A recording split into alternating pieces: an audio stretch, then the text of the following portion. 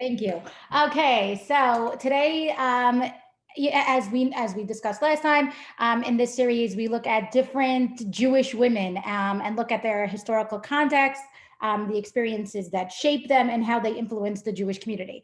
So today, we're going to speak about somebody known as Shalom Sion, and Shalom Sion is someone who lived around the time of Hanukkah. Her secular name was Salome Alexandra, and we're going to talk a little bit about her story and the impact she had on the Jewish community, and because most people don't know her. So when we speak about Hanukkah, which we're about to enter tomorrow evening, right, what are we fighting for? So my 4-year-old, my almost 4-year-old, she's very excited about turning 4 next week, came home this week and told me that, sorry, I'm just trying to allow people from the waiting room, told me that Hanukkah is the story of Antiochus, this wicked king who didn't let the Jewish people do the mitzvot, and then Judah the Maccabee and a bunch and his family.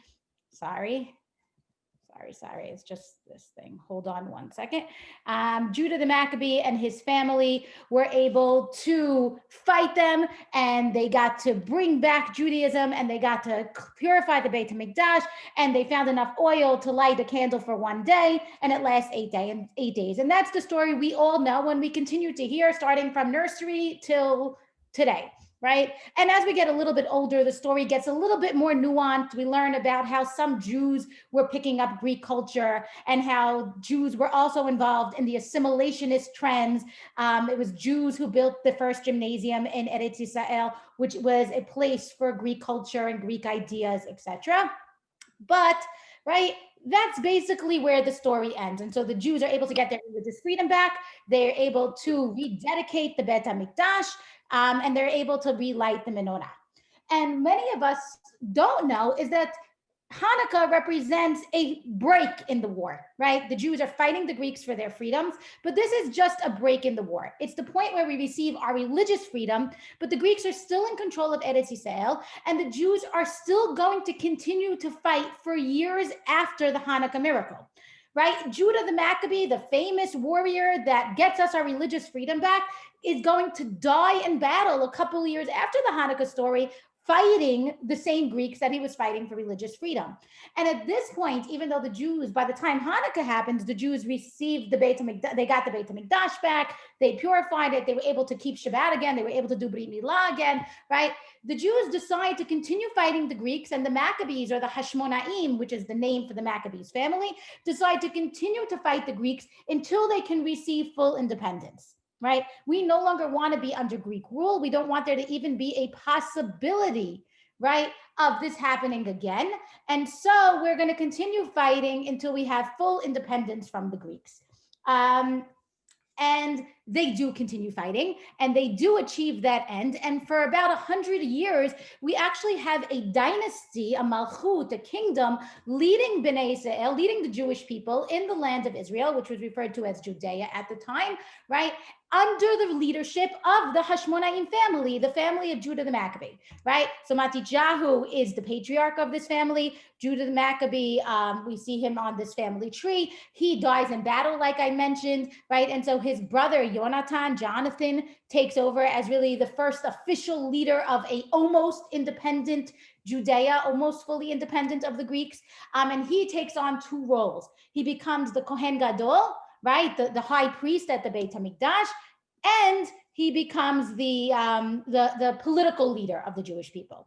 He is actually killed by a Seleucid pretender to the throne. He's killed by one of the Syrian Greeks, and so his brother Simon then becomes the next leader. Who, at this point, we no longer pay taxes to the Greeks anymore, and so we are basically completely independent. And he continues this practice of being the Kohen Gadol and the political leader, which was very against Jewish tradition. Those 2 roles were supposed to be kept completely separate.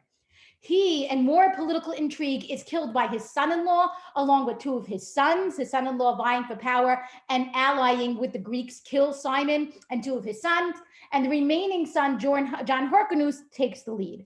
And John Hyrcanus is a conqueror. He expands the territory of Judea.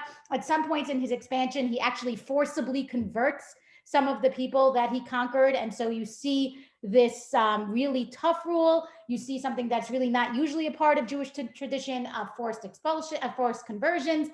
But he's an extremely powerful leader. He has when he dies, his son Aristobulus I takes over. Aristobulus I suffered from extreme paranoia, only rules for a year. In that year, he imprisons his brothers. He kills one of his brothers, fearing that they'll take his power.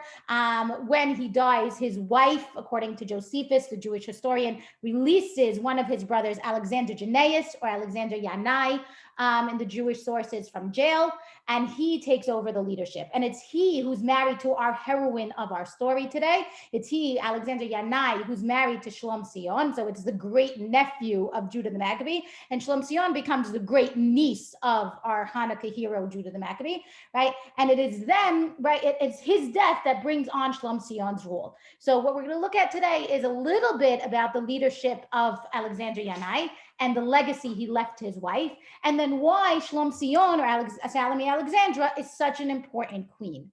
But before we get there, let's talk a little bit about the legacy the Hashmonaim dynasty have left her with. So if we were to guess, the Hashmonaim were the fighters for religious freedom. We would think this is the perfect dynasty. This is what we wanted, right? Anti-assimilationist.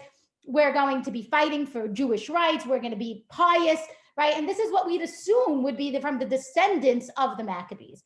Actually, things go a little awry as they become leaders. So besides all the political intrigue and killing each other and putting people in jail that I mentioned on the previous slide, we see a tendency towards assimilation to Greek culture again, right? So while things seem to be great at a high point in Hanukkah, we see this tendency to copying the Greek kingdoms.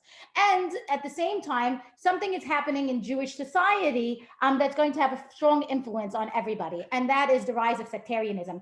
The Jewish community starts breaking up into religious sects and different groups. And we shouldn't assume, historians say, that every Jew belonged to one of these religious parties. It's not that you were Orthodox, conservative, Reform, etc., but that the Jewish leadership was involved in this to some extent. The average Jew wasn't part of any of them officially, but probably affiliated to some way. And the two most important groups were the Pharisees and the Sadducees. And the Pharisees are represented more of the middle and lower classes. They were definitely the larger group. They believed in a strict adherence to the oral traditions. Today, we think of the oral traditions as the Talmud, the Gemara, the Mishnah, right? The oral law that complements the written law in the Torah, right? It's not clear exactly what their oral traditions were, but we know that they were following something that leads into what becomes the Talmud, right? And these traditions passed from the fathers. We know that they had a strong influence, that while they did pick up some elements of Greek culture naturally by the environment, they were much less Hellenized or much less assimilated. And they are believed to be the forerunners of what we are, rabbinic Judaism, right? We follow the Judaism that was solidified by the rabbis after the destruction of the Beit HaMikdash, when they created the Talmud, etc., codified the Talmud, right? And they become that legacy that continues to save Judaism after the destruction of our main place of worship in the Beit HaMikdash. The Sadducees, on the other hand, represented the aristocrats, the wealthy. They tended to reject these traditions of the fathers. Some people say they were very strict literalists. They only followed what was written within the Tanakh itself. Their influence was weaker in society. They were much more Hellenized, much more influenced by the Greeks. And once the Beit HaMikdash was destroyed, because they were centered in the Beit HaMikdash, they really basically disappear from history. During the rule of these Hasmonean kings, right, these descendants of Matityahu, these nephews of Judah Maccabee, we see the kings moving more and more towards the Sadducee side, right? And we see them in getting involved in Greek culture. We see them fighting against the tradition, etc. And so the legacy that they leave is one of political intrigue, one of moving away from what we consider the piety of the Pharisees. And this is kind of, I guess the word would be most personified in the leadership of Alexander Yanai, the husband of our heroine, right? Alexander Yanai, when he takes over, really not only leans towards the Sadducees and not only kind of is against the Pharisees, he actually starts persecuting them, right? And so we have a period where there's a lot of problems happening at the same time. One, he's continuing to be the Kohen Gadol and the king. At this point, they're calling themselves kings, right? And so they're taking the Malhut and the Kahuna. He's the Kohen Gadol, he's the high priest working in the temple, and he is the political king, right? And that's already a problem for many of the Jewish people. He aligns himself with the Sadducees. As he's aligning himself, the stories talk about him killing over 6,000 Pharisees. And there's this famous story that he's in the Beit HaMikdash on Sukkot. And those of us who know, right, about the Shalosh Regalim, the times that all Jewish people were asked to come visit the Beit HaMikdash, right, to make a pilgrimage to the Beit HaMikdash. One of them is Sukkot. And so this is a time where there's thousands upon thousands of Jews there worshiping. And he does something that doesn't agree with the oral law. And the Jews start pelting him with etrogim, and it leads to a massive battle where he kills over 6,000 Pharisees. In another story, and this is what's depicted, the image here is a 17th century depiction of him. It's not so clear, but if you look at it, it shows him laying down, supposedly with his concubines, having this massive feast. And on the other side, those little things that look like teas, it's the idea was that he crucified 800 Pharisees, 800 of what we would later consider the rabbinic leadership. And as they were hanging on the cross, which was a Roman form of murder, which becomes famous later on, right? As they are hanging on the cross, he brings their wives and children and murders them in front of them as they're helpless. And so this really gruesome story associated with Alexander Yanai. So here you have this man who, again, aligned with what is viewed as the less pious sect. We have a man who is actually murdering the sect that is more popular with the people and that is known to be more pious, right? And the murders are happening in front of the Jewish public and are really, really problematic, make him an extremely unpopular ruler. And there's tremendous civil war during his leadership. And then he dies. And when he dies, he hands over his leadership, he hands over his kingdom to his wife. And this is an interesting choice, that he hands over the leadership to his wife, because he does have two grown sons. He has one son, Hyrcanus, another son, Aristobulus. They are grown men, and he chooses to give the leadership to his wife. So the question, there is a major question here, two major questions here. One, why choose his wife? And two, how is his wife going to make amends with the Jewish people and prevent a total breakdown into civil war after so many Jews have been killing each other and after her husband has murdered so many of what is going to become the rabbinic leadership, right? And so how do you overcome all of this, right? So the question of why he gives his wife the leadership. So honestly, if you think of him as being a leader who is Hellenized, who is impacted by Greek culture, if he's looking at the two Greek empires closest to him, the Ptolemies and the Seleucids, the Syrian Greeks and the Egyptian Greeks, there are traditions of women leaders in both of them. And so we've all heard of the name Cleopatra, right? There were various Cleopatras who ruled very often in Ptolemaic Egypt and in the Syrian Greek-controlled Egypt, and also within Greek-controlled Syria, right? And so there is a kind of acceptance of female leadership at the time, not as common in Judea, but definitely happening within the surrounding Greek empires. At the same time, it could be that he recognized that his sons weren't going to be able to make the amends or the peace that was needed to fix this massive civil war, and that his wife would have a better shot. And so instead, so maybe it's his final act of remorse before his death. If I hand this kingdom over to my wife, she can save the kingdom. She could end it from complete destruction. And so then it comes to the question of who is his wife and why is she going to be the one capable to do this, right? So looking at Josephus, Josephus is a historian who lives about 100 years after this. He was originally fighting with the Jews against the Romans at the Great Revolt. He then surrenders to Rome, very often viewed as a traitor, and winds up in Rome writing Jewish history for the Romans. You could have classes and classes about Josephus and his writing. It's definitely not objective. But it does give us some important stories, and he very often is our only source for many things. And Josephus did not have much love for Alexander Yanai or his wife Shalom Sion. But the way he tells the story is as follows, right? And it's written here in Josephus's words, but I'm just going to say it quickly, right? Alexander Yanai is on his deathbed, and Shalom Sion comes up to him and says, "What am I going to do, right? The people are going to kill us. How are you leaving me and your children After you created such distaste, after you created such hatred, after you started so many wars, after you killed so many people, what support are we going to have after you die? They're just going to kill us, right? How are we going to survive your death? And he gives her some very interesting advice. He tells her, hide my death for now. They were in the middle of a battle. Go win this battle, right? Sending out his wife to win this battle.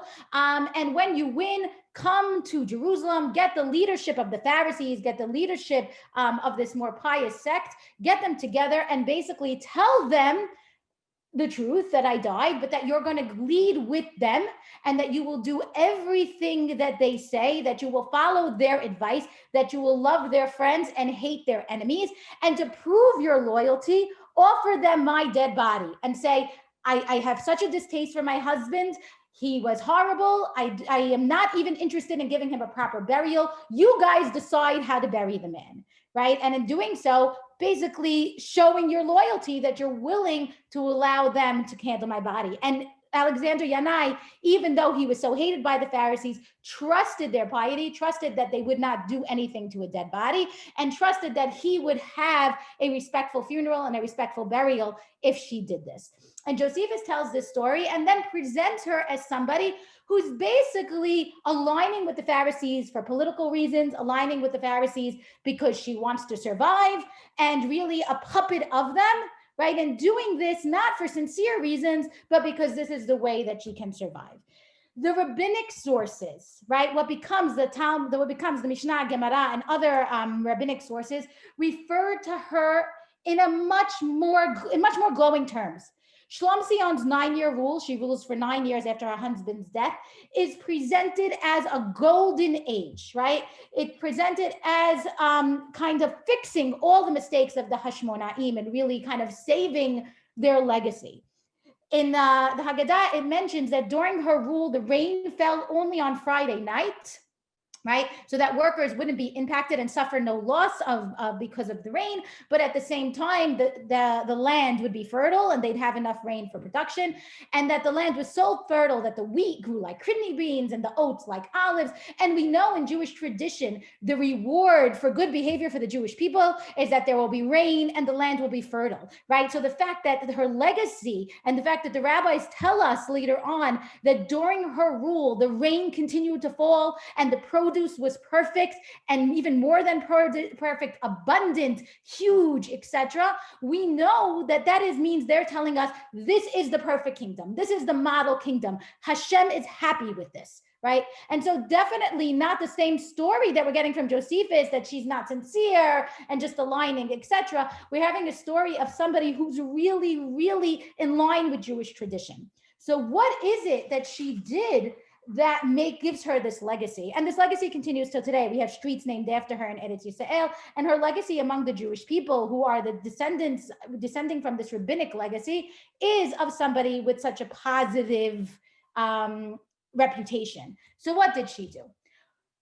On the tiniest level, she really strengthened the army. Here's this woman leader who really strengthened the army and made sure that we had 9 years of peace, right? While all her Hasmonean predecessors were fighting defensive wars and offensive wars, she builds up the army to a point where she's able to intimidate her neighbors and really bring peace to Eretz Yisrael, really bring a time of calm, which they haven't had for many, many years. While Josephus will tell her that alliance with the Pharisees was just political, the rabbis tell us that her brother, Rabbi Shimon ben Shetach, is the leading Pharisee of the day, right? And that she comes from a very important Pharisaic family. And when she takes over, while under her predecessors, the Sanhedrin, the Jewish court, the Beit HaMikdash was under the control of the Sadducees, was under the control of, without the oral tradition, without the oral law impacting it, she completely changes that. She gives them back their jurisdiction over the Beit HaMikdash. She gives them jurisdiction over the Sanhedrin. And in her time, they say that her brother was able to be the restorer of the law. He brought back the law to Eretz Yisrael, which is so interesting, right? Because we're about to celebrate Hanukkah for the restoration of the law. And 100 years later, under the rule of the same family, we need to have a restorer of the law again. And Shlom Sion allows the law to be restored. And under her brother, is able to enact two major enactments that impact Jewish life. One, and we can assume or hope that it was influenced by her. One is to put more protections for women in the ketuvah, more of a financial protection, so that men wouldn't just hastily divorce them. Another was to set up public education. At this point, the idea was that it was a father's job to educate his son in Judaism. The Pharisees, probably coming out of the years of persecution under the Alexander Yanai and afraid that the Jewish tradition would be lost, set up yeshivot, set up schools to pass down these traditions in the major cities. And this happened under the rule of Shalom Sion. And so she really allows Pharisaic tradition to flourish. And in doing so, while she could be credited with really bringing stability to this tradition, and it is this tradition that is going to allow us to survive once the Beit HaMikdash is destroyed. It's the flexibility of the oral law, it's the ability to apply it in new situations that allows Judaism to survive after the destruction of the Beit HaMikdash, and she really gives it an opportunity to flourish in the 9 years of her rule. When she dies, again, she had two sons, Hyrcanus and Aristobulus, who were not given power by her husband, right? She takes over the kingdom. She made her son, she cannot, unlike her predecessors, she could be queen, but she can't be Kohen Gadol. So she had to choose one of her sons to be Kohen Gadol. She chose Hyrcanus. He was weaker. She didn't think that he would fight the Jewish laws. He thought that he would allow Shimon ben Shetach and the Pharisees to really rebuild Jewish life in Eretz Yisrael, and so she chooses him. Her son Aristobulus has a little bit more of his father in him. He's more power hungry. He is friends with a lot of the Sadducees, and he's frustrated by his lack of power, and at some point even rebels against his mother. She's able to defeat him in that rebellion, though it definitely leaves her majorly impacted. When she dies, these brothers continue to fight over being heir to her throne, and in the end turn to a growing empire to mediate. And the empire that they turn to is Rome. They turn to Pompey, the general of Rome, and ask him to mediate. Rome, Eretz Yisrael or Judea, is a major crossroads for trade, and Rome needs an opportunity to take over a very, very desirable piece of land. And so when they see the weakness created by these brothers and the civil war threatening them, they actually attack, take over Rome, and take over Judea, and that's how we wind up under Roman rule, which eventually will lead to the Great Revolt and the destruction of the Beit HaMikdash, right? So Shalom Sion's legacy of a golden age is a 9-year legacy that very quickly and abruptly is cut short by her sons' infighting and by their turning to Rome. But she does, to some extent, keep the legacy of her original legacy was alive, and originally had a legacy of Hanukkah alive, which is restoring the law and taking a step back from the assimilationist. Thank you so much for joining me. If you have any questions, please feel free. If not, have a wonderful day. Thank you. Thank you. Thanks, Audrey. Thank you. Thank you. Thank you. Okay, Very nice, enjoy. Audrey. Very good class. Good job. Thank you. Very Great good, job. Mabruk. Very nice. You spoke beautifully. Thank you. Thanks, Audrey. Thank you. Thanks for being here. Once upon a time, about 5 years ago, there was this really good. His name was Santa Claus, you know? And he was really one of the